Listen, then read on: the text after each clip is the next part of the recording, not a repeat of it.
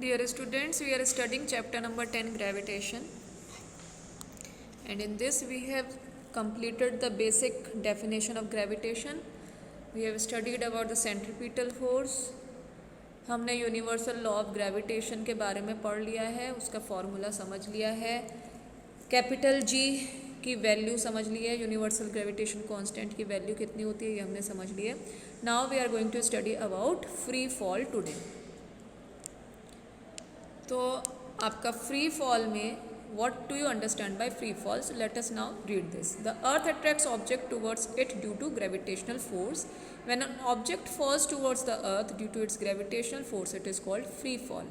अब मान लीजिए आप अगर कहीं टेरेस पे हैं, वहाँ से अगर आप एक स्टोन को थ्रो करते हैं या बॉल को थ्रो करते हैं या किसी फ्रूट को थ्रो करते हैं या anything which you are going to throw up, तो वो ऑटोमेटिकली नीचे की तरफ ही गिरता है, टुवर्ड्स द अर्थ, ग्राउंड की तरफ गिरता है. ठीक है. सो यहाँ पे क्या हो रहा है, जो अर्थ है उस ऑब्जेक्ट के ऊपर एक फोर्स को एक्सर्ट करती है. वो फोर्स आपकी ग्रेविटेशनल फोर्स कहलाती है. ठीक है. एंड जो ऑब्जेक्ट ऊपर से नीचे गिरता है due to the attraction which is created by the gravitational force, ये आपका फ्री फॉल कहलाता है. This is known as, that fall is known as free fall.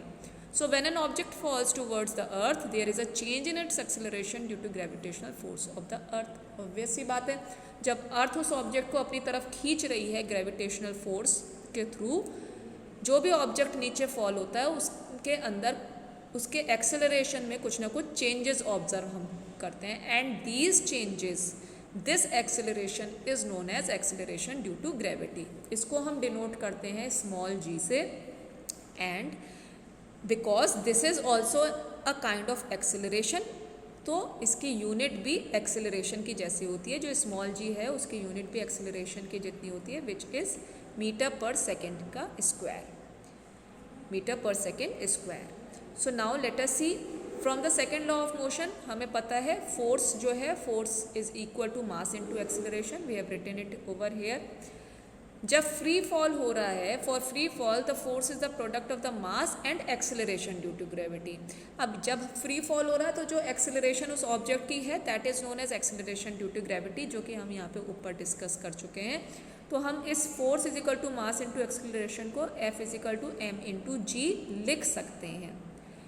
Then we know that this force can be written as capital G m into m, that is the capital M into small m upon d square. Force, gravitational force को हम capital G m1 into m2 upon d square लिख सकते हैं.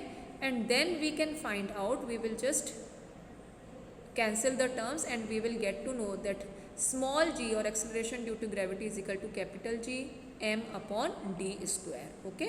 जहाँ पे m क्या है, m है मास ऑफ द ऑब्जेक्ट. ठीक है, mass of the object. Then आपका d जो है distance between the object and the earth हो जाएगा.